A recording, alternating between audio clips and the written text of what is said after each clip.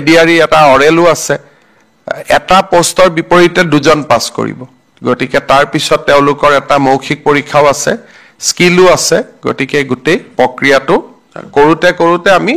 যাতে 10 মেত গভৰ্ণমেণ্টৰ চতুৰ্থ বছৰ হওঁতে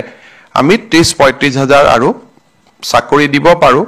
আৰু প্ৰতিশ্ৰুতি মতে আৰু 15,000 পদ আমি তেতিয়া বিজ্ঞাপনো মুকলি কৰি দিম দুইটা পৰীক্ষাৰ ৰিজাল্ট একেলগে আমি দিব পাৰো এৰি আমি কৈছো না 10 মেত আমি নিযুক্তি দিম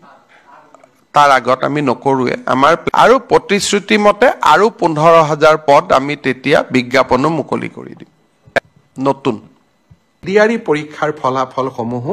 আমি মাৰ্চ মাহৰ প্ৰথম সপ্তাহত ঘোষণা কৰিম এজনে খুধি আছে অসম পুলিচৰ ৰিটেন কেতিয়া হ'ব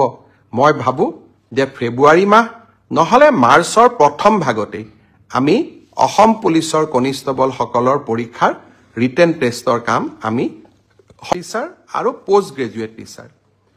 বহু লোকে মোক খুধিছে যে গ্ৰেজুৱেট টিচাৰ আৰু পোষ্ট গ্ৰেজুৱেট টিচাৰৰ যি পৰীক্ষা হৈ গ'ল সেই পৰীক্ষাৰ আমি OMR চিট পাম নে নাই সেই পৰীক্ষাৰো আমাক এনসাৰ কি দিব নে নাই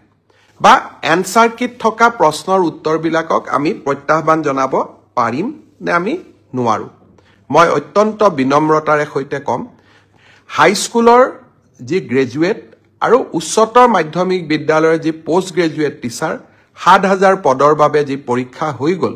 সেই পৰীক্ষাৰো এনসাৰ কি আৰু পদৰ সংখ্যাটো অলপ মুৰিফাল সিফাল হ'ব পাৰে কিন্তু পৰীক্ষাটোৰ আনসাৰ কি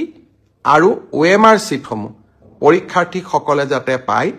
তাৰ ব্যৱস্থা অহা এসপ্তাহৰ ভিতৰতে সেৱাই কৰি দিব আৰু স্বচ্ছতাৰ ক্ষেত্ৰত আমি কতো কম্প্ৰমাইজ নকৰাকৈ আমি আগবাঢ়ি যাম